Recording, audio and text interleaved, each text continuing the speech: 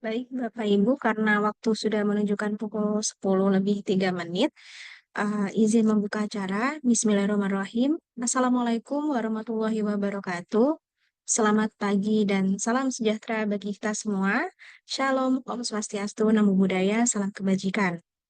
Alhamdulillah, pada pagi hari yang berbahagia ini, yaitu Jumat 18 Oktober 2024, kita akan melaksanakan Monthly Research Discussion edisi Oktober 2024. Telah hadir di antara kita narasumber, para narasumber yang luar biasa tentunya, yang sepertinya sudah tidak sabar lagi untuk sharing seputar riset yang pastinya sangat menarik. Uh, di sini juga telah hadir Bapak Ibu. Selamat pagi Bapak Ibu. Selamat pagi Prof. Setia. Selamat pagi Bu Siti, Pak Jeffrey, Pak Waris, Pak Boni, Bu Lia, dan Mbak Putri.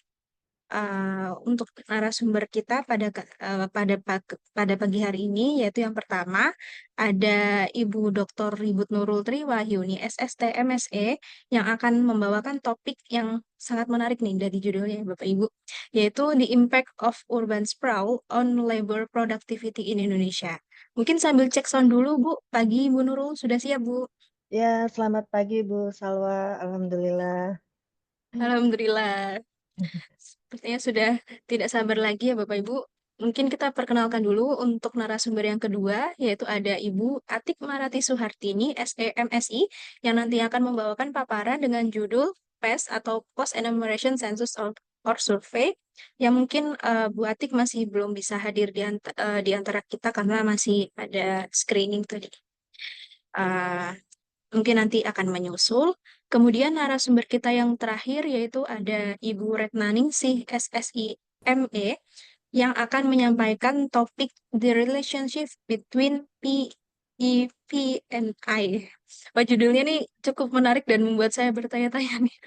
Mungkin cek sound dulu. Selamat pagi Bu Retna. Pagi, Mbak Salwa dan Bapak Ibu semua. Sehat ya Bu? Alhamdulillah. Alhamdulillah. Ya, Baik, Bapak Ibu. Adapun masing-masing narasumber nanti akan diberikan waktu masing-masing 15 menit untuk menyampaikan paparan yang tentunya nanti akan dilanjutkan dengan sesi diskusi di akhir. Tanpa memperpanjang waktu Bapak Ibu, karena memang waktu kita juga cukup terbatas, kami persilakan kepada narasumber pertama kita, yaitu Ibu Nurul. Kepada Bu Nurul, waktu dan tempat disilakan. Baik, terima kasih Ibu Salwa. Selamat pagi Bapak Ibu semuanya. Selamat datang Pak Setia Pramana selaku Wadir 1. Mohon izin Bapak Ibu, saya share screen untuk membagikan materi saya. Bu Salwa, ini saya send request ya untuk Oh, share screen. oh ya, bisa Ya. dicoba lagi Bu. Oh iya, baik. Terima kasih. Baik, Bapak Ibu, apakah sudah terlihat PPT-nya? Baik, Sudah terlihat. ya baik. Terima kasih. Di sini nih saya mungkin akan ini ya mempresentasikan hasil penelitian kolaborasi antar dosen di unit kajian ekonomi yang kebetulan kami submit ke jurnal ya, dan alhamdulillah sudah accepted di ini ya jurnal Cinta 3 dan akan publish di edisi 1 tahun 2025. Baik, di sini ini saya berkolaborasi dengan Bu Sofa dan Bu Fitri yang meneliti ya tentang dampak dari urban sprawl terhadap produktivitas tenaga kerja di Indonesia. Penelitian ini dilatar belakangi oleh adanya ini ya pertumbuhan yang masif ya di wilayah Indonesia ya, karena adanya perubahan sistem pemerintahan dari sentralisasi ke desentralisasi yang akibat dari kebijakan ini menyebabkan provinsi dan kabupaten kota itu mengalami pemekaran ya, dan ini akan mengakibatkan perubahan ini distribusi dari penduduk ya, karena adanya migrasi penduduk menuju ke daerah-daerah yang pemekaran tadi. Dan selain itu yang baru-baru ini ya yang lagi tren yaitu ini ya isu tentang pemindahan ibu kota ini ya ibu kota negara ya dari Jakarta ke ibu kota Nusantara atau IKN yang kemungkinan juga bisa mengakibatkan perubahan struktur demografi dari penduduk di sana ya. Kemungkinan penduduk itu akan berpindah ke IKN ya, atau mungkin akan tinggal di sekitar IKN yang tentunya ini akan menyebabkan perubahan kepadatan penduduk ya, karena adanya urbanisasi dan transisi yang dulunya itu lahan yang ini ya, yang biasanya digunakan untuk pemanfaatan sektor pertanian sekarang berubah menjadi lahan perumahan. Yang tentunya pada akhirnya nanti akan berpotensi mendorong terjadinya urban sprawl. Nah, di sini ini urban sprawl itu menunjukkan perubahan distribusi penduduk dan penggunaan lahan ya, yang sebelumnya itu dulunya bersifat pedesaan, sekarang itu berubah menjadi karakteristik perkotaan. Nah, sebagai contoh di sini ini kita lihat peta di Jabodetabek, Bapak Ibu, di sini ini area yang berwarna kuning ini adalah lahan terbangun ya, yang mayoritas memang ini ya, terdiri dari perumahan gitu ya. Jadi di sini nih kalau di peta tahun 2000, di sini nih ternyata area yang berwarna kuning itu di sekitar Jabodetabek itu masih sedikit gitu ya. Sebagai contoh di sini nih Depok ya, kota yang saya tinggali ya. Di sini nih daerah yang berwarna kuning itu sedikit. Tapi kemudian pada tahun 2017 di sini udah mulai berwarna kuning. Berarti di sini nih ada mulai perubahan, mulai terjadi perubahan struktur ini ya, tata kotanya ya. Jadi yang sebelumnya itu perumahan, lingkungan perumahan itu berada di Jakarta gitu ya, sekarang mulai merembet ke daerah pinggiran. Nah, ini menunjukkan adanya fenomena urban sprawl.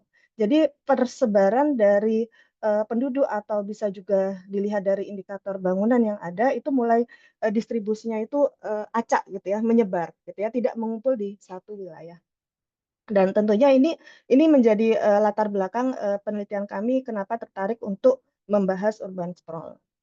Nah, di sini ini perkembangan urban sprawl itu dapat berpengaruh terhadap produktivitas tenaga kerja karena ketika urban sprawl itu menurun gitu ya, jadi ketika penduduk itu tinggal mengumpul gitu ya, berarti kan di sini ini urban sprawl-nya itu rendah ya. Nah, ini akan menyebabkan biaya transportasi dan biaya pencarian kerja itu jadi ikut turun gitu ya. Dan kemungkinan ketika biaya pencarian pekerjaan tadi itu turun, maka akan memungkinkan antara perusahaan dan tenaga kerja itu untuk match itu meningkat gitu ya. Jadi ketika orang itu tinggal mengumpul gitu ya, maka di sini nih pekerja itu akan lebih mudah untuk mencari pekerjaan gitu ya. Dan kemudian dari sisi perusahaan mereka mudah untuk mencari tenaga kerja. Dan tentunya di sini ini akan ini ya mengurangi mismatch ya dari tenaga kerja sehingga mereka itu akan bekerja sesuai dengan keahlian mereka gitu yang akhirnya nanti akan mendorong peningkatan produktivitas tenaga kerja. Dan di sini nih selain itu tenaga kerja yang lokasinya berdekatan itu bisa jadi akan mengakibatkan knowledge spillover gitu ya sehingga mereka juga produktivitasnya akan meningkat. Nah, di sini ini berarti kita bisa menyimpulkan bahwa urban sprawl itu ternyata berdampak negatif terhadap produktivitas tenaga kerja. Namun sebenarnya kesimpulan tadi itu bisa jadi salah ya. Urban sprawl bisa jadi justru dapat meningkatkan produktivitas tenaga kerja. Kenapa? Karena ketika pemerintah itu meningkatkan kualitas dari infrastruktur, dalam hal ini jalan raya, maka kemungkinan dapat mendorong penurunan biaya transportasi dan ini nanti tentunya bisa mendorong peningkatan produktivitas tenaga kerja. Nah, selain itu karena adanya perkembangan teknologi bisa jadi di sini nih tenaga kerja itu tidak perlu bertemu langsung gitu ya dengan tenaga kerja lain karena eh, bisa dilakukan pertemuan secara ini ya daring gitu ya. Dan kemudian di sini ini ketika sistem pemerintahannya itu sudah bagus, meskipun urban sprawl-nya itu tinggi, tetap berdampak positif terhadap produktivitas tenaga kerja. Nah, di sini ini eh, dilatar belakangi oleh dampak yang ambigu antara urban sprawl dengan produktivitas tenaga kerja tadi, kami tertarik gitu ya untuk meneliti bagaimana dampak urban sprawl terhadap produktivitas tenaga kerja di Indonesia. Karena selama ini pemerintah kan juga gencar ya untuk mempromosikan smart city gitu ya, yang memang sudah diaplikasikan di sekitar 200-an kabupaten kota ya, yang tentunya di sini ini akan juga berdampak terhadap urban sprawl tadi ya. Jadi karena urban sprawl itu sudah relatif tinggi, maka pemerintah itu mencoba untuk mempromosikan smart cities gitu ya, yang nantinya tentunya bisa berdampak terhadap produktivitas tenaga kerja. Nah, di sini ini untuk menjelaskan hubungan antara urban sprawl dengan produktivitas tenaga kerja dalam level regional, kami menggunakan fungsi produksi Cobb-Douglas yang constant return to scale dengan di sini ini mengacu kepada penelitian dari Carlino and Voigt, kemudian Falah dan Spijkerskas. Di sini ini kami mengasumsikan MPK itu nilainya sama dengan sewa modal seperti itu, dan diasumsikan sewa modal antar wilayah itu sama, sehingga nanti akan bisa disubstitusi ke persamaan fungsi produksi ini, sehingga nanti akan ketemu persamaan yang paling akhir di mana lem dari produktivitas tenaga kerja itu merupakan fungsi dari karakteristik wilayah yang berkaitan dengan produktivitas tenaga kerja, salah satunya adalah urban sprawl. Di sini urban sprawl itu merupakan salah satu komponen di X ini. Dan produktivitas di sini diperoleh dari beberapa indikator, yaitu PDRB per kapita dan indikator upah per jam dan upah per bulan yang diperoleh oleh tenaga kerja yaitu buruh. Nah, di sini ini untuk mengukur urban sprawl kami mengacu kepada penelitian dari Brunfield, di mana Brunfield di sini ini mengembangkan indeks urban sprawl yang merupakan yang menunjukkan rata-rata proporsi dari lahan yang belum dikembangkan dalam radius kilometer tertentu ya dari tempat tinggal penduduk gitu ya. Dan di sini ini kami mengambil radius 1,5 kilometer, di mana di sini ini untuk menghitung urban sprawl tadi kami menggunakan data dari ESA CCI Land Cover Maps dengan resolusi 300 meter kali 300 meter. Kemudian nanti kami olah dipadukan dengan data administratif level kabupaten yang kami peroleh dari BPS. Nah, ini adalah persamaan yang kami gunakan. Di sini ini kami menggunakan datanya itu cross section, di mana variabel dependennya itu adalah LEN produktivitas tenaga kerja tahun 2022, di mana ukuran dari produktivitas tenaga kerjanya itu adalah PDRB atas dasar harga konstan dibagi dengan jumlah tenaga kerja.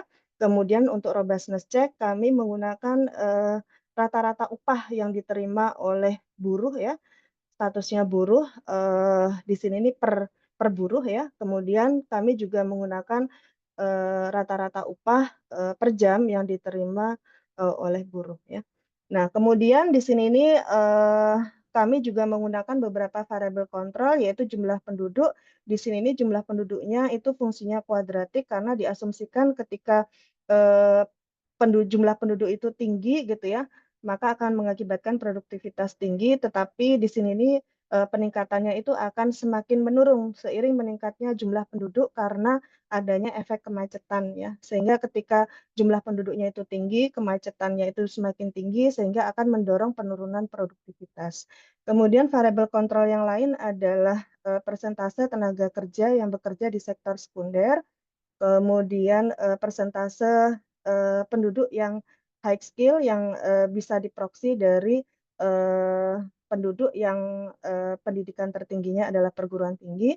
Kemudian kami juga menggunakan vektor variabel karakteristik geografi yang kami olah dari big data, dari word climb, dan kemudian kami juga memasukkan beberapa data, misalkan jarak ke ini ya, jarak sentroid antara kabupaten dengan ibu kota provinsi dan garis pantai terdekat. Kemudian di sini kami juga memasukkan vektor variabel karakteristik ekonomi. Nah, di sini nih untuk metodenya kami menggunakan dua metode ya, OLS dan IV to SLS, di mana di sini nih tujuannya untuk mengatasi masalah endogenitas pada urban sprawl.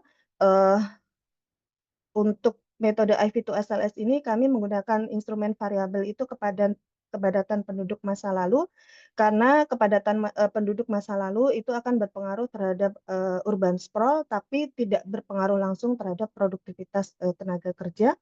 Kemudian di sini nih kami untuk robustness check menggunakan juga data kandungan tanah liat ya di permukaan tanah dan di kedalaman 10 cm.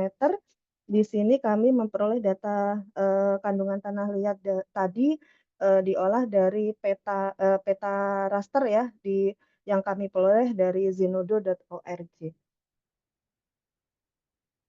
Nah, ini adalah hasilnya. Jadi Bapak Ibu bisa lihat ya. Jadi urban sprawl itu kalau dilihat dari petanya menurut kabupaten, Bapak Ibu bisa lihat ternyata di Jawa itu urban sprawl-nya itu relatif rendah ya. Kenapa? Karena memang di Jawa itu persebaran penduduknya lumayan padat ya, hampir merata gitu ya, padat ya. Tingkat kepadatan penduduknya tinggi. Nah, berbeda dengan di luar Jawa. Di luar Jawa di sini nih urban sprawl-nya itu tinggi ya.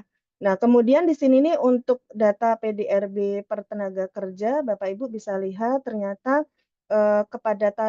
ternyata produktivitas tenaga kerja di Jawa itu relatif tinggi ya.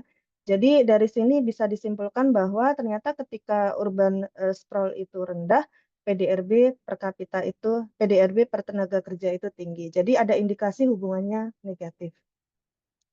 Nah, kemudian untuk mengolah metode IV to SLS, kami menggunakan ini ya, grafik monotonicity untuk memastikan apakah IV yang kita gunakan itu sudah bagus ya. Jadi di sini ini kami menggunakan 4 IV tadi ya, kepadatan penduduk tahun 61, kepadatan penduduk tahun 2001, kemudian kandungan tanah liat, dan ternyata di sini nih hubungannya itu negatif ya, dan hasil ini diperkuat dengan nilai korelasi Pearson. Sebenarnya kami juga sudah menggunakan data IV yang lain, ternyata hasilnya jelek ya. Jadi ini dari beberapa pilihan IV yang memberikan hasil yang terbaik. Nah, kemudian ini adalah hasilnya Bapak Ibu, ternyata dari sini kita bisa melihat bahwa hubungan urban sprawl dengan produktivitas tenaga kerja di Indonesia itu negatif ya. Jadi semakin tinggi urban sprawl, produktivitasnya semakin rendah atau sebaliknya. Dan kemudian jika dilihat dari nilai F hitung yang berada posisinya paling bawah, di sini nilainya sudah memenuhi kriteria yaitu di atas 10 ya Bapak Ibu. Kemudian tadi secara keseluruhan wilayahnya. Nah, kemudian di sini nih untuk melihat heterogeneity effect kami bagi kabupaten kotanya itu menjadi kota besar dan kota kecil, di mana kota besar itu adalah kota yang jumlah penduduknya itu di atas median dari penduduk kabupaten kota di Indonesia. Dan ternyata Bapak Ibu bisa lihat ya, ternyata dampak urban sprawl terhadap produktivitas tenaga kerja itu lebih tinggi di daerah yang berpenduduk padat ya. Dan kemudian di sini nih kalau Bapak Ibu bisa lihat juga kalau kita bagi menurut wilayah Jawa dan luar Jawa, ternyata dampaknya itu lebih tinggi di Jawa ya daripada di luar Jawa. Hal ini bisa disebabkan karena memang Jawa itu jumlah penduduknya itu lebih padat ya, sehingga menyebabkan dampak dari urban sprawl itu menjadi lebih besar ya.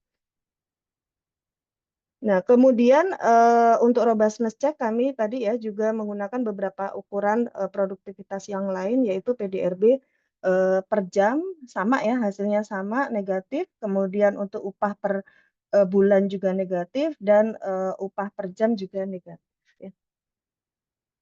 Nah, kemudian dari sini dari hasil ini kami jadi bertanya gitu ya, kira-kira kenapa sih ketika urban sprawl rendah itu produktivitasnya tinggi gitu ya. Nah, kemudian untuk menjawab itu tadi ya, pertanyaan tadi, kami mencoba gitu melakukan regresi antara urban sprawl dengan perubahan tenaga kerja high skill ya, yang ditunjukkan oleh tenaga kerja yang pendidikannya tinggi. Dan ternyata ketika kami regresikan itu hasilnya negatif ya. Jadi di sini kita bisa menyimpulkan bahwa fenomena urban sprawl yang terjadi di Indonesia ya, itu bisa mendorong penurunan produktivitas tenaga kerja karena adanya perpindahan tenaga kerja yang high skill ke daerah yang urban sprawl-nya itu rendah ya. Jadi ketika daerah itu cenderung memiliki urban sprawl yang rendah, maka itu produktivitasnya itu tinggi karena adanya migrasi masuk dari penduduk yang berpendidikan tinggi ya. Jadi mereka itu selain mencari pekerjaan juga bisa jadi karena adanya keunggulan di daerah yang urban sprawl-nya rendah, bisa dari sisi fasilitas pendidikan atau kesehatan dan sebagainya ya.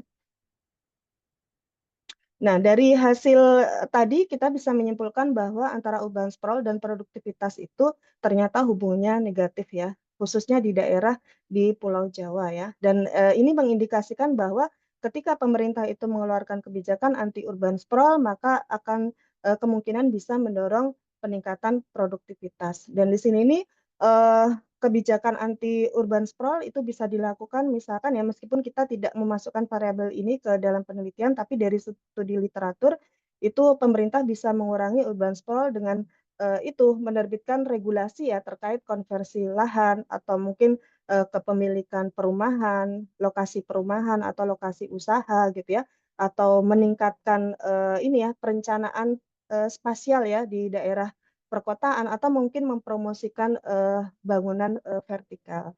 Dan di sini tentunya kalau misalkan daerah tersebut urban sprawl-nya itu tinggi, mungkin kita bisa mengurangi dampak negatif tadi dengan peningkatan infrastruktur di daerah tersebut, terutama infrastruktur jalan. Mungkin itu saja presentasi dari saya. Waktu saya kembalikan kepada Bu Salwa. Terima kasih. Terima kasih banyak Bu Nurul atas penyampaiannya yang luar biasa sekali ya Bapak Ibu. Tadi banyak insight yang bisa kita peroleh, khususnya tadi yang saya tangkap banget itu terkait ternyata dengan pengendalian urban sprawl ini diharapkan justru dapat meningkatkan produktivitas tenaga kerja gitu. Nah, selanjutnya Bapak Ibu akan ada pemaparan yang tidak kalah menarik lagi, yaitu dari narasumber kita yang kedua, yaitu Bu Atik. Mungkin cek sound dulu Bu, gimana Bu? Aman ya Bu? Ya, aman.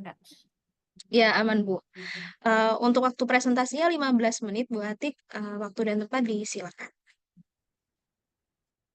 Terima kasih untuk Salwa. Kita coba share screen dulu ya.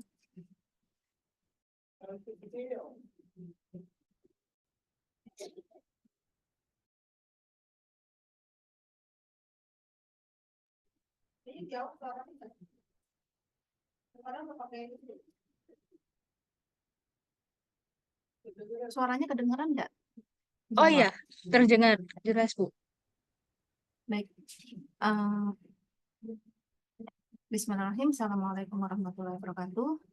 Di sini Waalaikumsalam. saya akan mempresentasikan tentang PES, Post Enumeration Survey. Post Enumeration Survey itu sebenarnya tidak hanya digunakan untuk survei saja, tetapi juga bisa digunakan untuk sensus. Di sini saya akan mulai dari sensus. Sensus adalah pendataan keseluruhan penduduk yang dilakukan suatu wilayah pada waktu tertentu. Sensus merupakan sumber data utama sampai saat ini karena memiliki nilai strategis dan hasilnya akan dijadikan sebagai salah satu dasar perumusan, perencanaan, dan evaluasi untuk semua bidang bangunan. Kualitasnya, karena kegunaan sensus yang sangat krusial tadi, maka kualitas hasil sensus itu sangat penting untuk diperhatikan dan dipertahankan dengan memperkecil kesalahan cakupan ataupun isinya. Kesalahan dalam sensus biasanya disebut dengan non-sampling error. Di sini bisa dari coverage error atau salah cakupan, baik itu under coverage maupun over coverage, dan content error atau salah isian. Post Enumeration Survey, biasanya disingkat dengan PES, itu dimungkinkan untuk menjadi metode terbaik untuk evaluasi hasil sensus atau sebuah survei, khususnya di negara berkembang. Karena catatan administrasi di negara berkembang itu cenderung kurang baik. Tapi kalau di negara maju, selain PES, bisa juga menggunakan catatan administrasi untuk mengevaluasi hasil sensus. PES itu sendiri adalah survei sampel yang dilaksanakan segera setelah pelaksanaan sensus atau survei untuk tujuan utamanya mengevaluasi dari sisi konten error dan coverage error itu sendiri. PES berguna untuk mengevaluasi tingkat ketelitian cakupan dalam mengidentifikasi penduduk dan tingkat ketelitian dari isian sensus atau survei, serta memberikan evaluasi reliabilitas beberapa karakteristik yang dilaporkan pada sensus atau survei tersebut.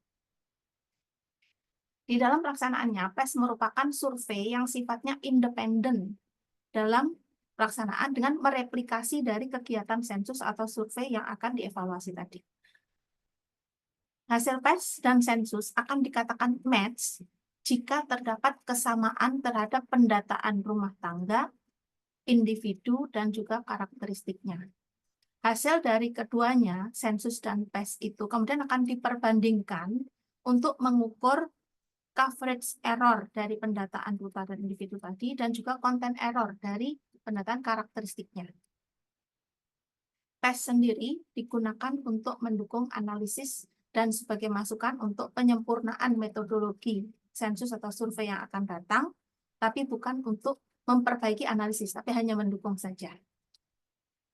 Nah, kesalahan yang terjadi dalam sensus atau survei biasanya untuk coverage error itu ada salah cacah yang seharusnya tidak didata tetapi didata. Sebagaimana diketahui dalam sensus itu kan sudah terbagi dalam blok sensus ya sebelum pelaksanaan pendataan.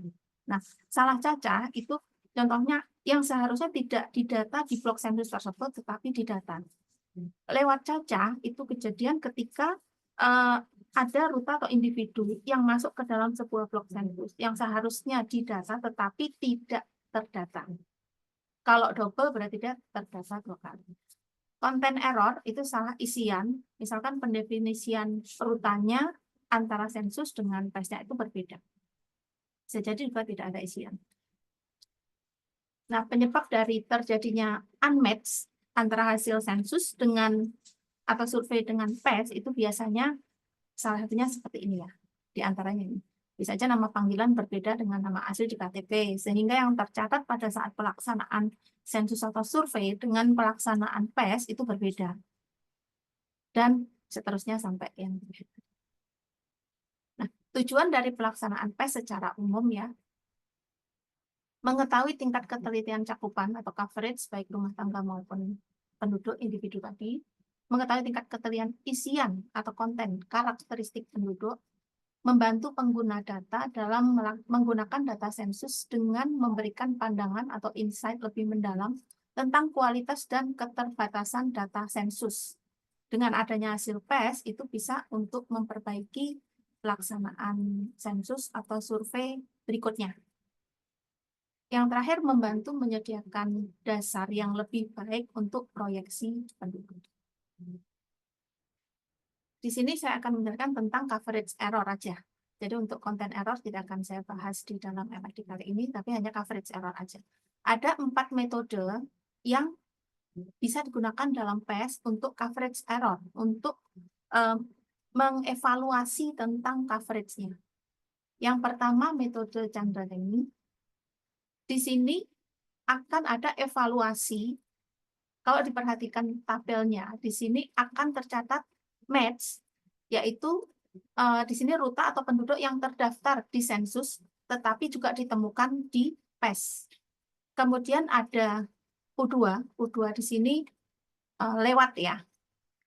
Dia yang terdaftar di survei atau sensus, tetapi dia ditemukan saat PES, tetapi saat sensus itu nggak ditemukan. U1 itu adalah ruta atau penduduk yang dia terdata saat sensus, tetapi saat PES tidak ditemukan. Nah, untuk M kecil topi ini sendiri adalah perkiraan untuk jumlah penduduk yang dia tidak terdata baik pada saat pelaksanaan survei atau sensus ataupun saat pelaksanaan PES. Adapun untuk keterangan dan formulanya seperti ini. Dan ini adalah N besar topi itu perkiraan untuk total populasi keseluruhannya yang diestimasi dengan menggunakan formula Chandra-Levy. Kemudian metode dari formula Chandra-Levy ukuran yang akan diperoleh adalah under enumeration dari survei atau sensus dan under enumeration dari PES. Dan di sini tidak ada asumsi bahwa sensus lebih baik atau PES lebih baik, nggak ada. Tapi dari ukuran under enumeration dari sensus ataupun PES, seandainya under enumeration dari PES itu lebih baik, setidaknya metode yang diterapkan pada saat PES itu bisa digunakan untuk perencanaan sensus atau survei berikutnya. Berikutnya adalah metode Utham-Chen. Di sini fokus pada U1 dan U2 saja, sedangkan ruta atau individu yang tidak tercakup pada hasil survei atau PES, survei sensus atau PES, itu tidak diestimasi di sini. Nah, dalam metode Utham-Chen itu menitikkan pada persalahan tadi, salah cacah dan lewat cacah. Salah cacah di sini asumsinya pada saat sensus itu terdata, tetapi saat PES tidak.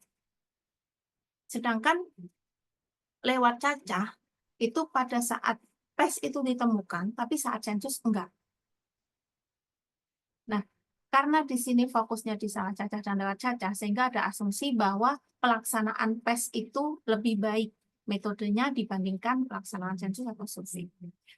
Ukuran yang diperoleh dari metode Utham-Chen di sini adalah census coverage bias. Kalau positif artinya survei atau sensus tersebut mengalami over enumeration. Kalau negatif berarti survei atau sensus tersebut under enumeration. Kemudian metode David Bateman di sini menitik beratkan pada persoalan lewat cacah, yaitu ruta atau individu yang ditemukan pada saat PES, tetapi saat sensus itu tidak ditemukan. Asumsi yang digunakan dalam metode ini dalam mengevaluasi pelaksanaan survei atau sensus sama seperti asumsi yang diterapkan pada metode Chandra Deming, yaitu PES lebih baik. Metode yang diterapkan dalam pelaksanaan PES itu lebih baik. Dan yang dievaluasi, ukuran yang diperoleh dari metode ini adalah sensus miss rate, yaitu rasio dari U2 terhadap N2. U2 di sini yang lewat cacah dibandingkan dengan total populasi. Yang terakhir, dalam mengevaluasi coverage error dari pelaksanaan sensus atau survei adalah metode dual system estimation model. Dan ini yang sering digunakan untuk evaluasi baik BPS ataupun statistik di negara lain itu banyak menggunakan dual system ya. Dual system ini kurang lebih seperti Chandra Deming. Jadi di sini tidak hanya menitik beratkan pada kesalahan yang terjadi saat survei atau sensus, lewat yang terjadi pada saat PES, ataupun yang tidak tercakup di sensus atau survei. Jadi semuanya diperhatikan di dalam metode dual system ini. Sehingga kita akan memperoleh estimasi jumlah penduduk total, kemudian jumlah penduduk yang tidak tercover di saat pelaksanaan survei sensus ataupun PES, kemudian yang lewat cacah, salah cacah, dan seterusnya. Masuk dalam pelaksanaan estimasi dual system ini, maka ada asumsi bahwa kualitas data sensus atau survei itu sama dengan PES, jadi tidak ada yang lebih baik. Kemudian ukuran yang diperoleh dari metode dual system ini adalah under coverage dari sensus dan under coverage dari PES. Under coverage di sini diperoleh perkiraan penduduk atau ruta yang tidak terdata pada saat sensus atau survei terhadap total penduduk hasil estimasi dari dual system. Kalau under coverage dari PES, itu adalah perkiraan penduduk yang tidak terdata pada saat pelaksanaan PES terhadap total penduduk hasil estimasi dengan metode dual system. Ini PES sensus penduduk Indonesia tahun 2010. Saya mencari untuk laporan PES sensus penduduk 2020 belum ada, tetapi kalau tahapan-tahapan pelaksanaan sudah ada. Jadi pada saat SP 2010 yang lalu, maka mencakup seluruh penduduk WNI maupun WNA yang tinggal dalam wilayah teritorial Indonesia, baik yang bertempat tinggal tetap maupun yang tidak tetap. Penduduk yang tidak bertempat tinggal tetap antara lain tunawisma, pengungsi, awak kapal berbendera Indonesia terasing, dan penghuni perahu atau rumah apung. Anggota Korps Diplomatik negara lain beserta RT-nya meskipun menetap di wilayah teritorial Indonesia tidak dicakup dalam penjajahan SP 2010. Sebaliknya, anggota Korps Diplomatik RI beserta RT-nya yang berada di luar negeri dicakup dalam SP 2010. Untuk pelaksanaan PES, penduduk yang dicakup adalah hanya penduduk yang bertempat tinggal tetap pada rumah tangga biasa di 1.200 blok sensus biasa yang terpilih di 33 provinsi. Saat itu masih 33 provinsi. Mereka dicatat di tempat mereka biasanya bertempat tinggal.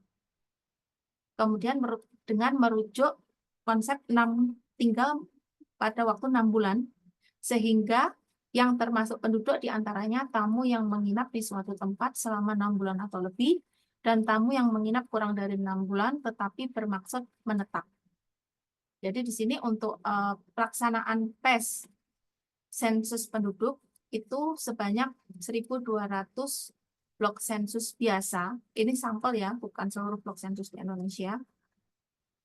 Dan 1.200 blok sensus ini tersebar di 33 provinsi.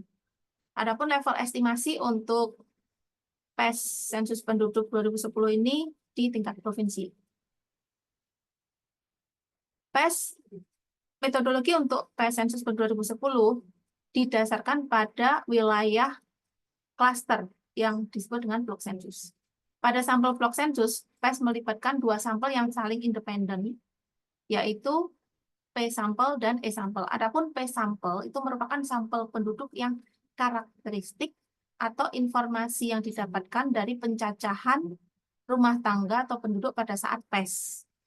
Sedangkan E sampel merupakan sampel penduduk pada blok sensus yang sampel informasinya diperoleh pada saat pencacahan sensus.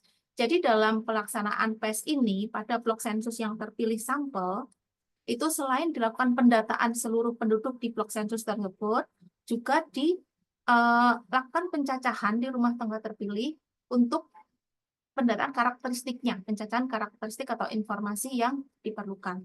Pendataan rutanya digunakan untuk mengevaluasi coverage-nya, sedangkan untuk pencacahan karakteristik atau informasinya digunakan untuk mengevaluasi kontennya.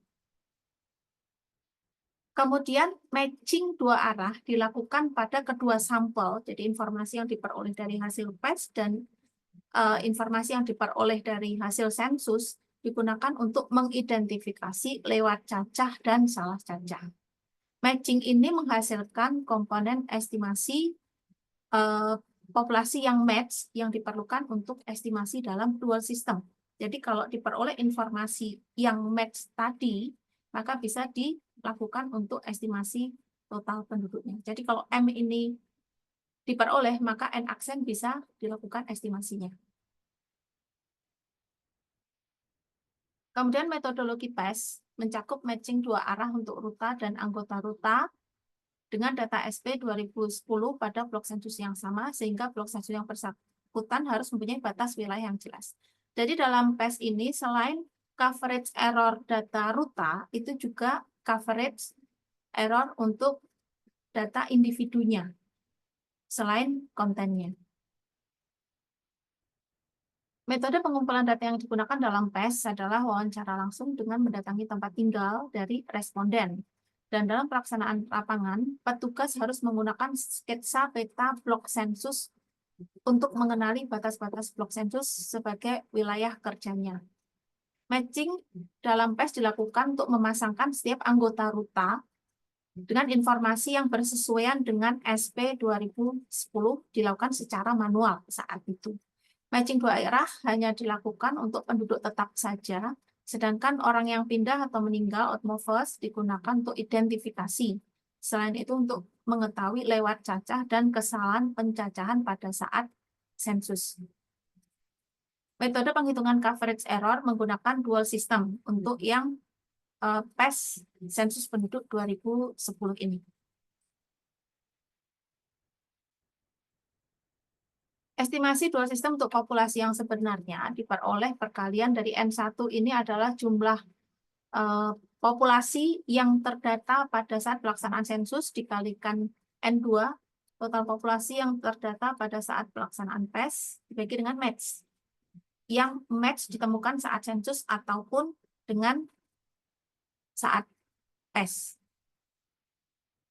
Asumsi yang digunakan dalam PES sensus penduduk 2010, populasi tertutup merupakan suatu populasi yang mempunyai komposisi relatif tetap, tidak berubah antara dua survei, SP 2010 dan PES. Artinya, migrasi eksternal tidak terlalu banyak. Itulah kenapa dalam PES itu dilaksanakan tidak terlalu jauh waktunya dari pelaksanaan sensus atau survei yang akan dievaluasi coverage dan kontennya. Yang kedua, independensi antara SP 2010 dengan PES. Validitas dari estimasi dual system didasarkan pada asumsi independensi dengan cara memisahkan di antara keduanya. Yang pertama, pelaksanaan PES itu dilakukan menunggu sampai semua kuesioner sensus itu dikembalikan dari lapangan sebelum melaksanaan pencacahan PES. Yang kedua, memastikan bahwa wilayah PES dilakukan oleh petugas lapangan selain petugas sensus. Jadi petugasnya sendiri sudah berbeda. Yang ketiga, memastikan bahwa petugas PES mempunyai informasi awal mengenai hasil sensus suatu blok sensus yang menjadi tanggung jawab mereka. Jadi, sebelum petugas yang terpilih sebagai petugas PES itu sudah memiliki informasi dari hasil sensus. Makanya pelaksanaan PES menunggu kuesioner sensus itu selesai dengan petugas yang berpisah. Beda. Yang keempat, memastikan bahwa petugas SP 2010 tidak mempunyai informasi awal dari wilayah yang akan dilakukan PES untuk menjaga independensi tadi. Yang kelima, melakukan pengolahan PES yang terpisah dari pengolahan SP 2010. Kesemuanya ini untuk menjaga independensi pelaksanaan antara PES dengan SP 2010. Yang ketiga, tidak ada kesalahan cakupan antara kedua sistem di bawah model original dual system penerapan di bawah kondisi ideal.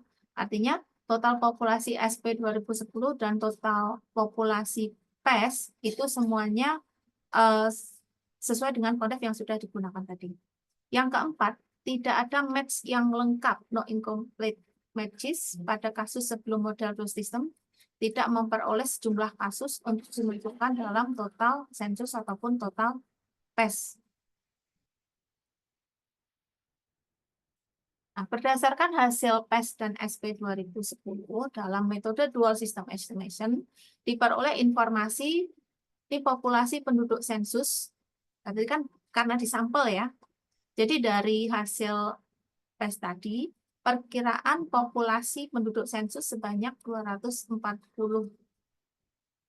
juta 22859 jiwa, populasi penduduk PES sebanyak 236301860 jiwa, yang sensus itu 240-an juta, jadi 236 juta, dan estimasi dual system estimation untuk populasi penduduk yang sebenarnya sekitar 249 juta jiwa dengan rincian sebagai berikut.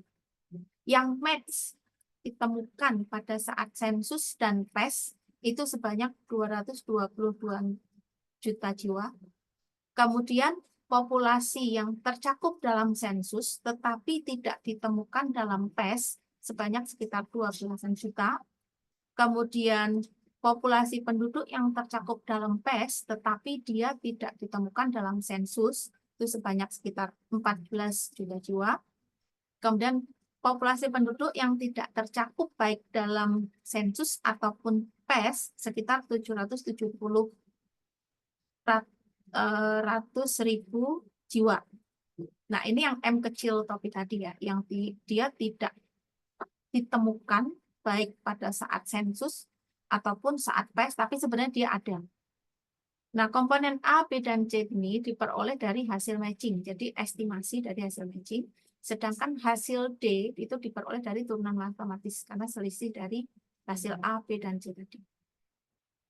Nah, ini distribusi cakupan populasi hasil sensus total yang tidak termasuk dalam cakup total. Tadi kan perkiraan untuk hasil sensus itu kan 240-an juta ya. Dari 240 juta ini, total yang sudah terdata tapi tidak termasuk yang salah cakup itu sekitar 234 juta jiwa. Kemudian yang tercakup dalam PES ini adalah match, yang match ditemukan di sensus ataupun PES itu sekitar 220 juta jiwa. Kemudian yang tidak tercakup dalam PES tapi dia ditemukan saat sensus itu sekitar 12 juta jiwa. Yang salah cakup artinya di sini dia sebenarnya ada terus dan tidak harus cakup tetapi didata dalam sensus itu sekitar 6 juta jiwa. Sehingga total populasi berdasarkan dual system estimation dari hasil sensus sekitar 240 juta jiwa. Nah, dari tabel ini diperoleh salah cakup dari hasil sensus sebesar 2,56% atau sekitar 6 juta jiwa tadi. Nah, ini adalah distribusi cakupan penduduk yang sebenarnya dalam dengan metode dual system estimation. Nah, di sini terlihat untuk yang match yang ditemukan, penduduk yang ditemukan saat sensus ataupun PES sebesar 220 juta jiwa seperti yang tertera di sini tadi ya. 22 juta jiwa. Terus yang tidak tercakup saat sensus tetapi dia ditemukan saat PES itu sebesar kurang lebih 14 juta jiwa, sehingga total yang ditemukan saat PES 236 juta jiwa. Nah, yang ke bawah di sini yang poin A, total hasil sensus ya. Di sini yang dia ditemukan saat sensus tetapi tidak ditemukan saat PES kurang lebih 12 juta jiwa, sehingga total yang ketemu di sensus 234 juta jiwa. Nah, dari keseluruhan ini ada 771.340 jiwa yang diperkirakan dia tidak tercakup saat sensus ataupun PES. Untuk keseluruhan, total penduduk dari dual system ini diperkirakan sebesar 249 juta jiwa. Ini adalah peluang untuk seorang penduduk untuk tercakup dan tidak tercakupnya berdasarkan metode dual system estimation. Sini satu angka yang akan saya bahas, 0,0031. Artinya 0,0031 ini adalah peluang seorang penduduk, dia tidak tercakup baik pada saat sensus ataupun PES. Jadi peluangnya sekitar 0,31% dengan metode dual system. Tabel 2, di sana juga ada yang namanya net under coverage relatif. Sekitar 3,5%, 3,56%, yaitu diperoleh dari, di sini ada 15 juta jiwa, sekitar 15 juta jiwa, yang dia tidak tercakup dalam PES. Ini yang lewat cacah. Tetapi apabila lewat cacah ini kan ada yang salah cakup. Kalau dikurangkan salah cakup, maka akan diperoleh net lewat cacah. Nah, porsi net lewat cacah tadi terhadap total penduduk yang sebesar 249 itu sekitar 3,56%. Dan ini adalah ukuran yang memiliki arti yang sangat penting dalam pelaksanaan PES dengan metode dual system tadi. Ini adalah ukuran-ukuran yang diperoleh dari hasil PES. Coverage rate di sini adalah rasio populasi yang match dengan populasi PES. Rasio populasi sensus maksudnya ya, yang match dengan populasi PES. Nah, berdasarkan tabel tadi, maka coverage rate-nya itu adalah 94%.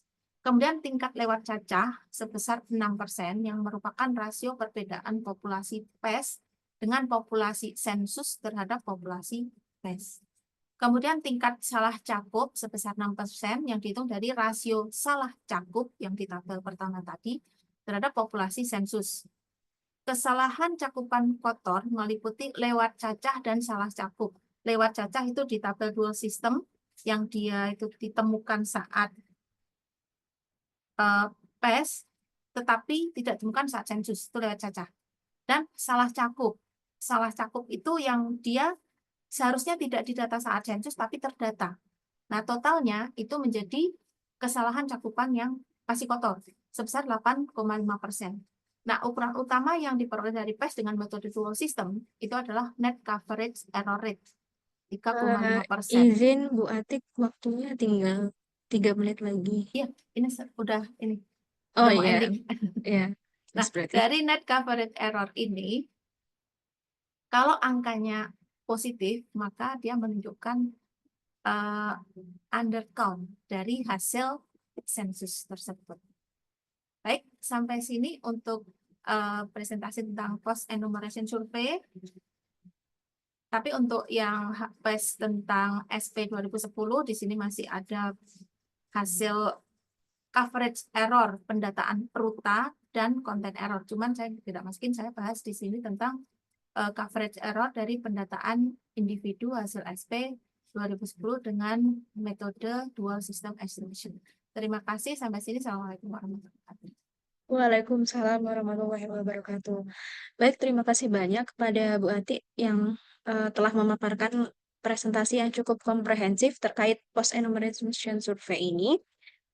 Baik Bapak Ibu, mungkin kita langsung lanjut saja ke narasumber kita yang ketiga, yaitu Bu Retna. Kepada Bu Retna, kami silakan.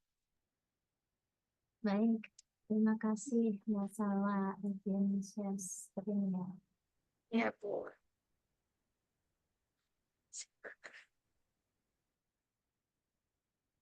Sudah terlihat kah? Masih loading, Bu. Oh iya.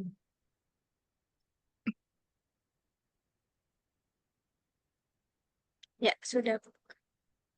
Sudah terlihat jelas. Baik. Yang akan saya sampaikan sekarang ini mengenai hubungan antara bilangan P, bilangan E, bilangan I, dan bilangan I. I itu imajiner. Udah bergerak. Oke. Seperti yang kita ketahui ya, sejak SD ya. Ketika kita sekolah SD itu, ketika ada pelajaran mencari lingkaran dan luas lingkaran. Nah, itu kan kita dikenalkan pi ya. Cuma kita waktu SD itu cuma tahunya itu 3,14 atau kalau tidak 22/7. Padahal bilangan pi itu merupakan bilangan irasional yang tidak berujung gitu. Jadi 3,14 bla bla bla tak berujung. Terus ada bilangan E itu juga bilangan irasional 2,71828 bla bla bla. Nah, itu dan seterusnya. Tak berujung juga ada bilangan V, di mana bilangan V itu atau golden ratio ya itu dinyatakan sebagai 1,618 dan seterusnya. Ini bilangan yang ketiganya ini suatu bilangan irasional. Oke, mulai dari Pi dulu. Nah, Pi itu awalnya ini dari bangsa Babilonia ya, dan Mesir kuno ya. Pada sekitar tahun ini gitu ya, itu memperkirakan nilai Pi itu sekian, lebih kurang 3,125 ya. Kok bisa dari mana itu ya 3, seperti itu gitu. Jadi kalau bahasa gampangannya itu ternyata itu ketika kita mencari keliling itu kan rumusnya 2PR ya, 2PR. Nah, terus Pi itu dari mana gitu ya. Jadi ternyata tuh ya R itu jari-jari misalkan ya. Kalau R jari-jari, misalnya si jari-jari itu kita kita ukur dengan benang, terus kita lilitkan ke kelilingnya. Nah, maka R-nya itu ada di sini gitu. Sehingga setengah lingkaran itu, nah ini R, ini 2R, 3R, dan selebihnya setengah lingkarannya itu 0,14 R gitu. Jadi kira-kira seperti itu, sehingga keliling lingkaran itu ya 2 PR gitu ya. Dan seterusnya kemudian Archimedes gitu ya. Archimedes itu menemukan cara yang lain yang didekati dengan heksagonal, segi 6.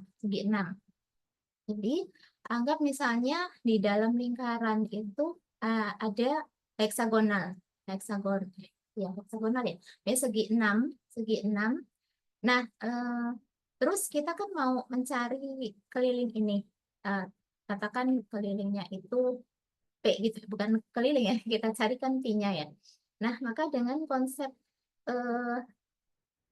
kalau misalkan ini jari-jarinya satu, maka yang ini juga satu gitu. Jadi yang segitiga di dalam heksagonal itu ada 6 segitiga, di mana masing-masing ini sudutnya 60 derajat ya.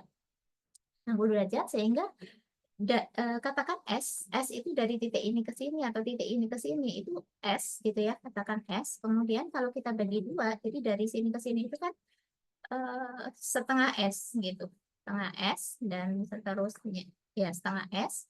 Kemudian ada A, di mana A ini dengan konsep Pitagoras diperoleh akar 1 kurang S per 2 kuadrat gitu. Nah, terus ada B, di mana B ini sama dengan 1 kurang A.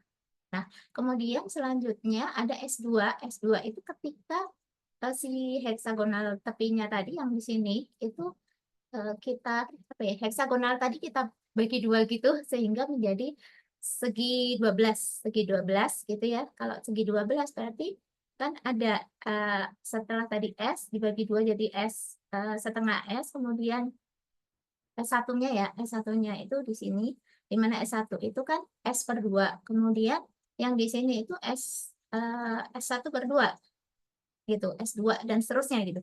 Jadi belah dua dan seterusnya dengan konsep yang sama, nanti maka S2 itu sama dengan akar B kuadrat kurang S1 per 2 kuadrat. Nih, apa namanya? Konsep Pitagoras gitu. Dan seterusnya, maka di sini saya coba buat di Excel gitu ya, ternyata NN ini tuh seginya ya, ini segi 6, segi 12, segi 24, dan seterusnya. Terus di mana pendekatannya ada dua macam, yaitu P per D in itu maksudnya ketika heksagonalnya di dalam lingkaran, kemudian P per D out itu ketika heksagonalnya itu di luar lingkaran. Gitu. Nah, si konsep P per D, nah ini kan yang P-nya tadi, karena P itu kan keliling per diameter atau perimeter per diameter gitu, P per D. Nah, jadi dengan konsep ini tadi, eh, si P-nya tadi kan apa ya didapat dari nilai S ini S ini dan seterusnya gitu, sehingga kalau ditambah-tambah dijumlahkan terus eh, maka dia akan menjadi formula seperti ini dan seterusnya. Kalau yang PD out dengan konsep yang sama, cuma dia itu tadi ya heksagonalnya di luar lingkaran dan seterusnya, maka ketika N-nya itu 12 juta, ini pakai apa, N-nya kali dua terus gitu sehingga diperoleh sekian dan seterusnya gitu ya. Jadi pakai konsep ini. Nah, terus dan seterusnya. Jadi Pi itu di diteliti terus ya oleh para ahli zaman dulu gitu ya. Dan seterusnya gitu ya, sampai terakhir itu masih bergerak pada tahun 2019 itu si Pi itu masih terus dicari, sehingga oleh si Iwao itu menemukan 32 triliun digit keakurasiannya gitu. Jadi ada 32 triliun digit di belakang koma. Itu pada tahun 19, terus tahun 20 itu 50 triliun digit. Di tahun 21 nambah lagi 62 triliun digit. 23 itu 100 triliun digit, dan pada tahun 2024 itu ditemukan 105 triliun digit di belakang koma gitu. Jadi itu berkembang terus tergantung ininya ya. Mungkin komputernya juga semakin canggih untuk menghitung digit ya. Kalau saya di Excel paling itu tadi ya yang bisa tampil cuma sekian digit aja tadi.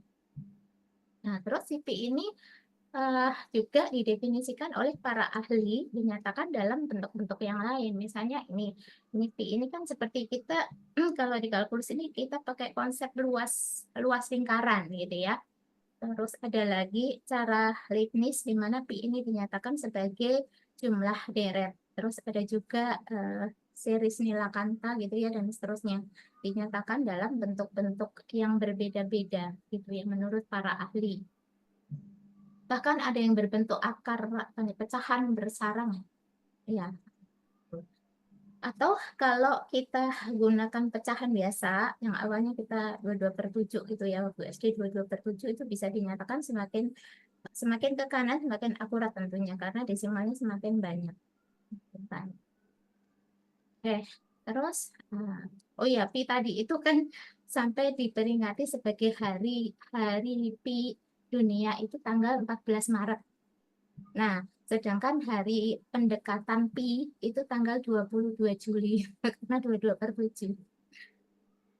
Nah, berikutnya adalah bilangan E. Seperti yang kita ketahui, bilangan E ini juga sudah sering kita pakai biasanya untuk fungsi pertumbuhan ya. Pertumbuhan itu biasanya pakai E pangkat X gitu ya. Itu awalnya kenapa muncul E ini? E ini oleh si Bernoulli, ya itu dianggap sebagai misalnya apa ya, pertumbuhan si ini ya, pertumbuhan yang terus-menerus gitu.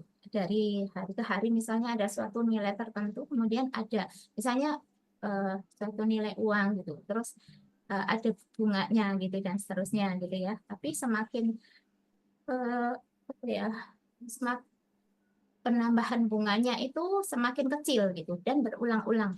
Sehingga misalnya yang pertama itu 1, kemudian ditambah 1/n gitu ya. Nah, itu dipangkatkan 1. Kemudian ketika ada penambahan bunga lagi gitu, jadi 1/setengah pangkat 2 gitu dan seterusnya gitu. Sehingga semakin besar n-nya dia akan mendekati si E tadi. Nah, E ini saya coba pakai Excel. Ini pakai definisi Excel. Definisi E itu ya E sama dengan limit dari 1 plus 1/n pangkat n. Sehingga kalau ini saya coba n-nya awalnya 1 sampai 10, kemudian saya kalikan 10 n-nya. Sehingga kalau ini diteruskan, dia akan mendekati 2,1828 bla bla bla gitu ya. Cukup sampai sini. Tapi kalau mau diteruskan ya tergantung kemampuan si komputernya. Nah, terus kalau digrafikkan itu dia ke sini. Terus ya 2,71 bla bla bla. Nah, terus juga ada definisi lain untuk E itu sigma 1/n faktorial. Terus, nah, E itu ternyata juga bisa dinyatakan dalam bentuk pecahan bersarang kayak kayak tadi ya, pecahan bersarang kayak Pi tadi. Pi itu ternyata juga bisa dalam bentuk yang berbeda. Cuman jujur saya juga masih pusing kalau pecahannya terlalu bersarang banget gitu.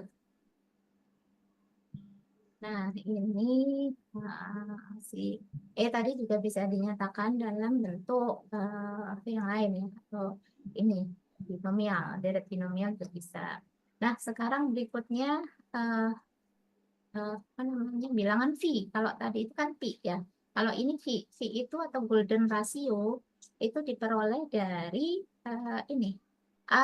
Misalnya ada suatu apa ya, suatu benda dengan panjang yang berbeda A dan B gitu ya. Kemudian dibuat perbandingan A plus B dibagi A itu sama dengan A per B. Nah, itu sama dengan V. Dengan perbandingan seperti ini gitu. Jadi perbandingannya itu kayak gini. Nah, kalau misalnya ini diteruskan, misalkan ini diteruskan, dia akan mendekati si V ini yaitu 1,618 bla bla bla. Nah, kemudian golden ratio ini juga bisa diperoleh dari si bentuk persamaan kuadrat ini. X kuadrat dikurangi X kurang 1 sama dengan 0. Nah, ini sebenarnya bisa dari sini juga. Sehingga ini kalau kita cari karena nggak bisa difaktorkan kan kita menyelesaikannya pakai rumus ABC ya. Sehingga dia punya 2 solusi. Nah, sedangkan si golden ratio itu solusi yang positifnya. Nah, si V ini juga bisa diperoleh dari barisan apa namanya Fibonacci. Di mana barisan Fibonacci itu awalnya 0, 1, kemudian 1. Nah, kemudian bilangan berikutnya itu jumlah dari 2 bilangan sebelumnya. 1 tambah 1, 2. 1 tambah 2, 3. 2 tambah 3, 5. Dan seterusnya. Gitu ya. Nah, si V ini sama dengan limit dari Fn plus 1 per Fn. Jadi, suku setelahnya dibagi suku sebelumnya. Seperti itu. Sama halnya Pi dan E, ternyata si bilangan Pi ini juga bisa dinyatakan dalam pecahan bersarang. Seperti ini. Ini lebih kelihatan polanya. Kalau tadi yang Pi dan E tadi apa ya? Yang Pi tadi agak polanya agak beda. Nah, ini kira-kira ketika dicari untuk barisan tak terhingganya gitu ya untuk bilangan V, di mana V itu kan ini per ini gitu kan, 1, 2 itu 2/1, 1,5, 3/2, 1,66 itu 5/3 dan seterusnya, maka dia akan mendekati V 1,61 bla bla bla. Terus kalau pola barisan Fibonacci ini sebetulnya ada di mana-mana gitu ya. Kayak misalnya ini spiral yang semakin besar ya, atau galaksi atau apa ya, model keong apa ya, pokoknya banyak ada di alam semesta yang sebetulnya eh, apa ya, di alam semesta ini banyak nilai seninya yang berkaitan dengan matematika. Oke, nah ini kan misalnya spiral, logaritma atau bentuk-bentuk. Nah ini dalam alam, nah ini bisa ada di mana-mana. Bahkan galaksi itu juga bisa membentuk karena spiralnya gitu ya. Spiralnya itu semakin membesar.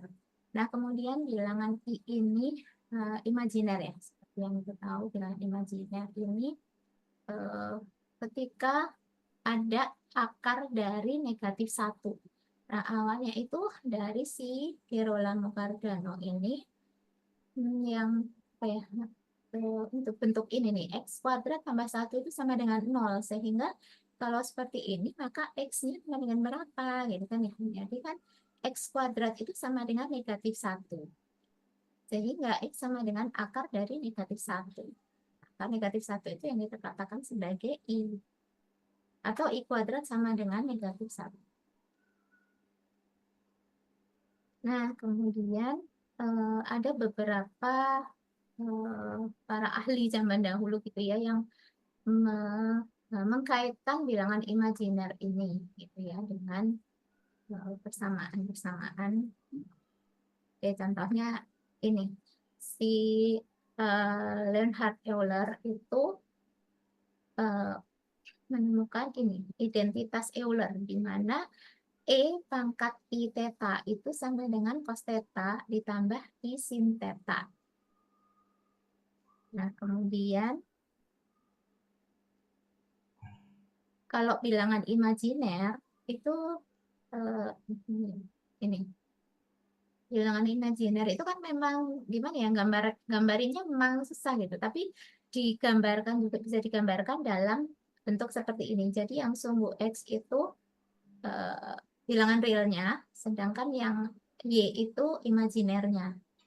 Sehingga E pangkat IX itu sama dengan cos X ditambah I sinus X. Itu kira-kira bentuknya seperti ini. Nah, kan tadi E pangkat IP sama dengan cos P ditambah I sin P ya. Sedangkan cos P itu -1. Dan sinus P itu 0 ya. 0, sehingga E pangkat IP itu sama dengan -1. Atau E pangkat IP ditambah 1 itu sama dengan 0. Nah, ini yang dikatakan sebagai identitas Euler. Nah, pembuktian identitas Euler ini juga bisa dicari melalui deret Taylor dan deret Maclaurin, di mana deret Taylor itu suatu deret yang dinyatakan seperti ini. Dan kalau misalkan A-nya ini 0, maka dia menjadi deret series, gitu ya. Deret series, deret ya series, deret Maclaurin maksudnya. Nah, oke, dari konsep deret Taylor dan deret Maclaurin ini, kalau kita gunakan konsep ini untuk E pangkat X, ya, yang Euler tadi, maka akan diperoleh E pangkat X sama dengan sigma X pangkat N per N faktorial, ya, atau kalau dijabarkan jadi seperti ini, 1 tambah X tambah X² per 2 faktorial tambah bla bla bla. Kalau misalkan X-nya ini kita ganti dengan IX, gitu ya, kita substitusi IX-nya ke dalam X ini kan. Nah, jadi seperti ini. Terus kalau kita keluarkan I² sebagai -1, I² itu kan -1 ya, jadi seperti ini. Terus ini kita pisahkan yang negatif dan positif. Sementara itu juga dengan Garrett-Maclaurin diperoleh sin X itu dengan sigma negatif 1 pangkat N per 2N plus 1 faktorial, kemudian dikalikan X pangkat 2N plus 1. Ini ya kalau dijabarkan, sedangkan cos X-nya yang ini, sehingga E pangkat IX tadi ini sama dengan kita pisahkan yang real itu yang cos X ya, cos X, kemudian ditambah imajinernya yang dikalikan sinus X. Ya, terus kita masukkan nilai cos P-nya negatif 1 dan sin P-nya 0, sehingga diperoleh E pangkat P sama dengan negatif 1. Nah, kemudian berikut penelitian yang melakukan perbandingan atau hubungan antara bilangan-bilangan tadi. Misalkan ini P dan P gitu. Dia sebetulnya kalau kita kita cari-cari gitu ya, misalnya ya hubungannya ya sebetulnya bisa banyak, sebetulnya persamaan yang bisa kita dapatkan itu banyak, tapi ada beberapa penelitian yang sudah melakukan penelitian yang sudah meneliti hubungan antara beberapa bilangan irasional. Ini contohnya si Stuart Anderson dan Danny Novak. Ini dia memulai dengan alfa yang dimana ini tuh alfa itu kalau nggak salah sudut gitu ya, berawal dari lingkaran gitu. Tapi jujur saya mendalami itu juga masih liar gitu ya, karena dia pakai itu agak ribet gitu, pakai rumus gitu. Tapi ini yang bisa saya tangkap dari penelitiannya si Stewart ini gitu, sehingga dia diperoleh V-nya sekian gitu ya. Dan kalau kita kaitkan ya, maka dia mendapatkan ini. Tapi ini beda lagi. Ya, itu kira-kira ya. Ini sih penelitiannya si Stewart. Kalau terus si penelitian si Dar, dia itu mengkaitkan P dengan V, itu berawal dari si volume bola, dikaitkan aja. Jadi sebenarnya kalau mau dihubung-hubungan antar bilangan irasional itu ada namanya. Terus si Rajput meneliti dia peroleh hubungan 5Pi sama dengan 6Pi kuadrat. Itu dari bentuk segitiga ini. Jadi ini ada persegi, terus di mana ini itu, yang ini itu V ya. Luasnya V, ini luasnya Pi kuadrat gitu ya, itu dikait-kaitkan gitu. Nah, terus hubungannya dengan si P itu luarannya si persegi itu.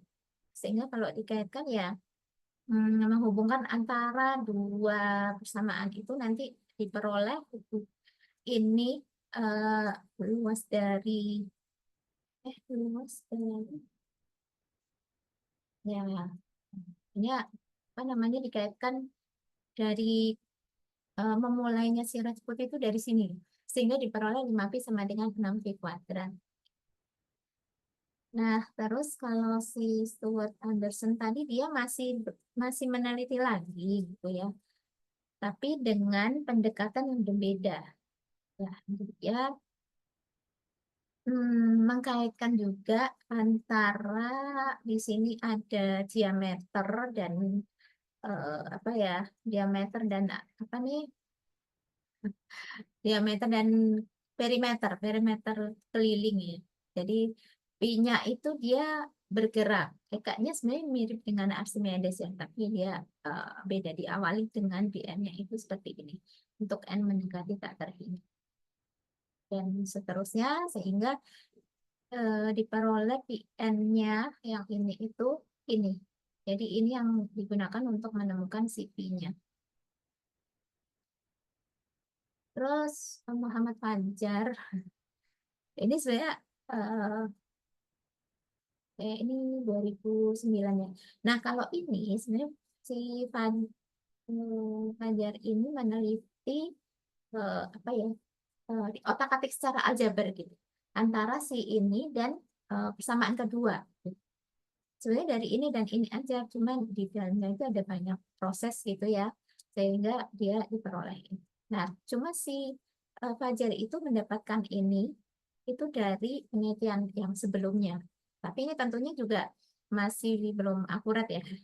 Sebenarnya masih pengen mencari lagi. Nah, ini ada lagi si Stergios Pelis dan Peter Verisetti. Ini menghubungkan antara si V, E, terus ada imajinernya, dan P itu dia seperti ini. Cuma dia gambarkan secara geometri bentuknya gini. Ini ada golden ratio-nya di sini. Kemudian ada P, ada E. Tapi ada lingkaran yang di luar gitu. Cuma ada 3 lingkaran di sini yang saya berkaitan, bla bla bla, prosesnya panjang sehingga nanti dikaitkan secara aljabar dan geometri juga, sehingga diperoleh perbandingan antara lingkaran-lingkaran ini ABC dan lingkaran-lingkaran ABC itu, sehingga diperoleh suatu persamaan ini. Pi V kuadrat V kuadrat per 4 sama dengan Pi E kuadrat per 4 sama dengan Pi pangkat 3 per 4. Bentuk akhirnya seperti ini kalau dikaitkan dengan I. Kemudian juga, ini juga nggak kalah pusing gitu ya, Luis Teja. Luis Teja itu dia mengotak-atik secara geometri, ya, cuma dia dihubungkan antar perimeternya kayak gitu. Nah, terus langkahnya ke sini, kemudian dia lebih fokus ke yang ini, yang kayak segitiga yang warna hijau. Nah, dia di otak-atik di garis-garis seperti ini. Nah, ini tentunya juga butuh apa ya, trigonometri juga gitu, dikaitkan dengan itu, pakai sudut-sudut dan lain-lain, sehingga diperoleh. Nah, oke, terus. Nah, ini masih ada lagi Asutos Kumar pada tahun 2023. Jadi, emang ini masih baru-baru ini si Asutos Kumar itu menemukan hubungan antara ke apa, bilangan-bilangan irasional tadi seperti ini. Diawali dengan si golden ratio-nya seperti ini. Terus masih ada lagi ini Jane Christoph. Jane Christoph itu pada tahun 2022 dia mengkaitkan dengan penelitian sebelumnya dari si Bailey itu, di mana P-nya itu sama dengan ini formulanya. Formulanya terus diotak-atik, bla bla bla gitu ya. Kemudian dikaitkan dengan si V gitu ya. Diperoleh ini cuma panjang ya. Pusing juga. Penasaran sih tapi pusing. Tapi nah, terus ini secara geometris. Jadi hubungan antara P dan V itu, kalau P itu kan seperti yang kita ketahui tadi kan keliling dibagi apa, diameter ya, keliling bagi diameter. Jadi ini P-nya, sedangkan V yang golden ratio itu dari sini ke sini. Nah, kemudian ada juga si golden ratio ini juga bilangannya agak unik gitu ya, menarik ya, karena 1 per golden ratio itu desimalnya sama gitu. Jadi 1 per 1,618 itu ternyata 0,618. 0,33 dan seterusnya. Oke, maksudnya mirip saya ambil aja. Nah, terus yang ini secara geometri tadi ya, si hubungannya P dengan si P-nya ya. Tadi di depan ada penelitiannya siapa gitu ya, yang 5 P per 6 itu mendekati V kuadrat. Ya, ini eh, beberapa golden ratio persamaannya kalau digambarkan. Oke, maaf saya nggak banyak ya. Jadi itu kira-kira yang mau saya sampaikan. Jadi selama ini tuh ya penelitian itu masih berkembang terus gitu ya, sampai sampai mendapatkan keakurasian yang lebih akurat gitu ya. Oke, jadi masih masih bisa terus. Saya masih ingin membandingkan dari penelitian tadi itu yang paling akurat yang mana? Tadi kan banyak ya, cuma ini masih ini belum. Baik, saya kira seperti ini Bapak Ibu yang saya sampaikan hari ini. Baik, Assalamualaikum warahmatullahi wabarakatuh. Waalaikumsalam warahmatullahi wabarakatuh. Terima kasih banyak Bu Retna. Ini luar biasa sekali, menarik sekali tadi, penuh dengan angka-angka dan juga simbol matematis. Baik Bapak Ibu, mungkin tanpa memperpanjang waktu lagi, mungkin kita bisa lanjut ke sesi diskusi. Ini mungkin kurang lebih ada sekitar waktu 5 menit. Bapak Ibu silakan jika ingin menanggapi atau bertanya.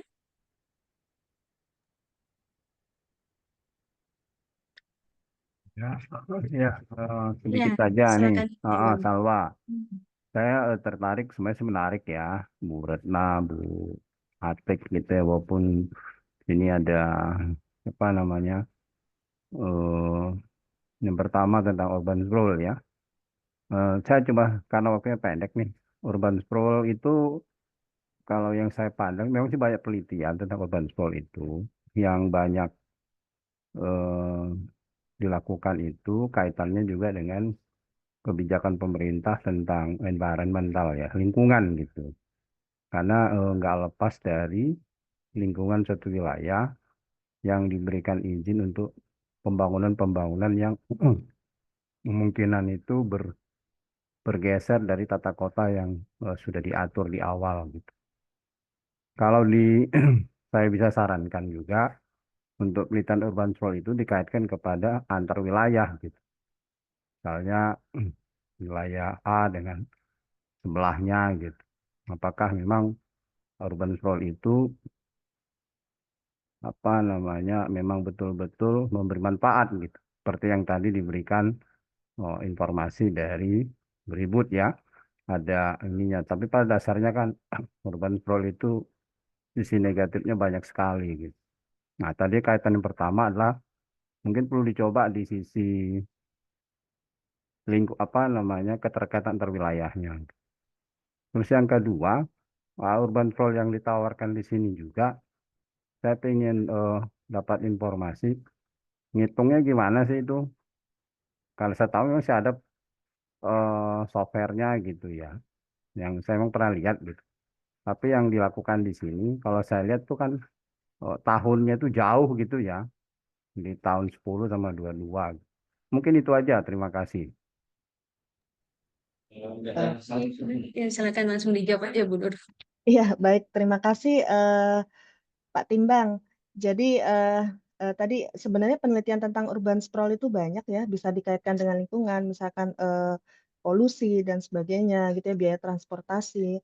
Nah, di sini nih tadi terima kasih atas masukannya. Jadi Pak Timbang menyarankan untuk ini ya Pak ya, dilihat dari menggunakan spatial econometry gitu ya Pak ya, hubungan antar wilayah ya Pak ya. Iya, betul. Iya, baik. Ya, nanti mungkin untuk penelitian selanjutnya, Bapak. Baik, kemudian untuk cara menghitungnya, saya kebetulan ini ya Pak ya, Kak, saya ngambil dari Buchenwald ya, di situ ya. Jadi ini sebenarnya sudah pernah ada yang melakukan juga di Indonesia. Ini saya ambil aja. Cuma saya belum sempat buat ininya ya Pak ya, buat alurnya. Tapi ini saya ambil dari tesis mahasiswa UI ya Pak ya. Kebetulan saya kenal juga, waktu itu saya ngitungnya juga bareng sama mahasiswa ini gitu ya.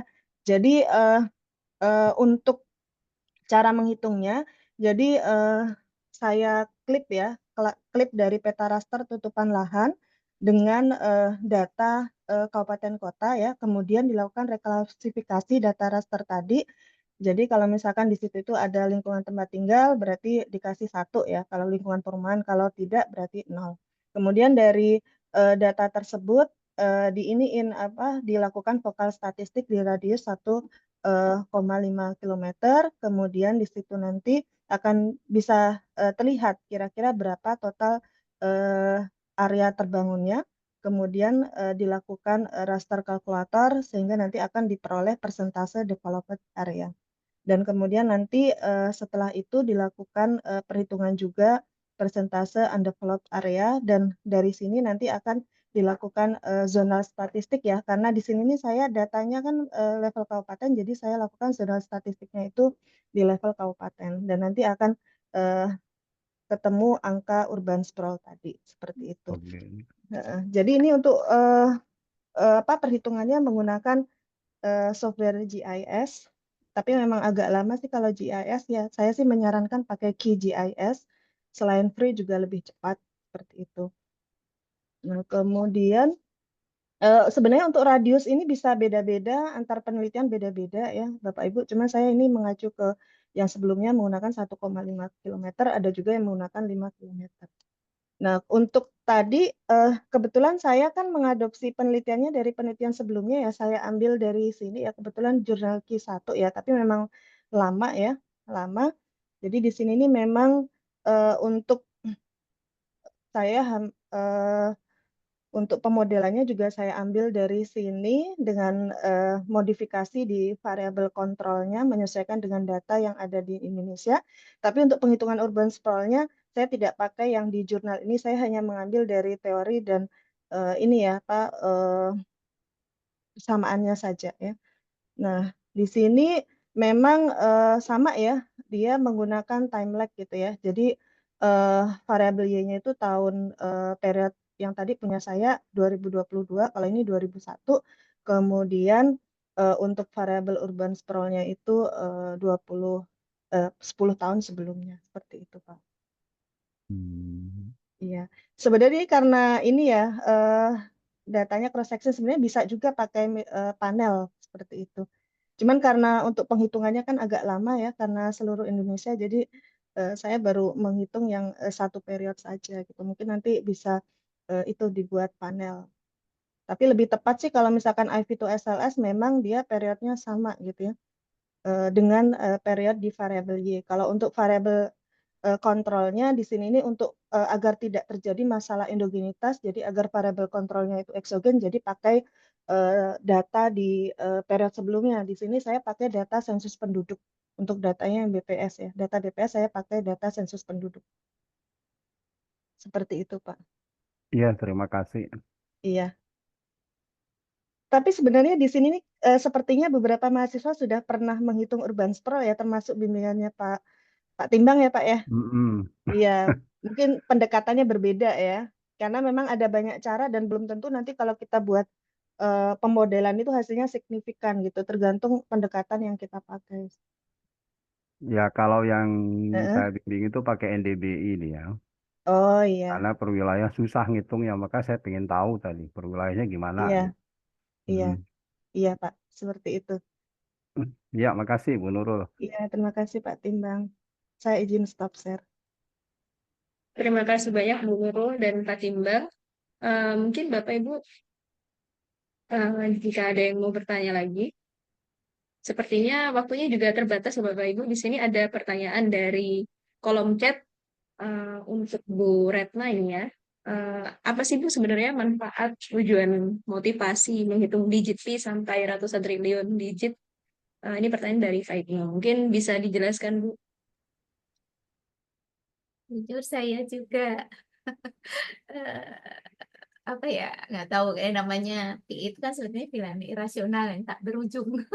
Cuma kan mungkin barangkali bapak-bapak yang peneliti ini ya penasaran aja angkanya itu berapa gitu. Karena kan yang namanya bilang irasional tak berujung gitu. Luar biasa sekali ya Bapak Ibu. Ini penasarannya Bu Retna ini mencari ujung nilai pi gitu. Baik, terima kasih banyak Bapak Ibu karena waktunya sudah menunjukkan pukul 11.30 dan uh, alhamdulillah rangkaian acara MRD Oktober 2023 ini sudah terlaksana seluruhnya. Kami ucapkan terima kasih banyak kepada para narasumber yang telah menyampaikan materi yang sangat luar biasa dan tentunya menambah banyak insight baru bagi kita semuanya. Terima kasih juga kepada Bapak Ibu yang telah meramaikan MRD Oktober 2024. Terima kasih banyak Prof. Tia, Bu Rita, Pak Doki, Pak Timbang, Bu Efri, dan Bapak Ibu sekalian. Sebelum menutup acara, izinkan saya sedikit memberikan informasi tambahan.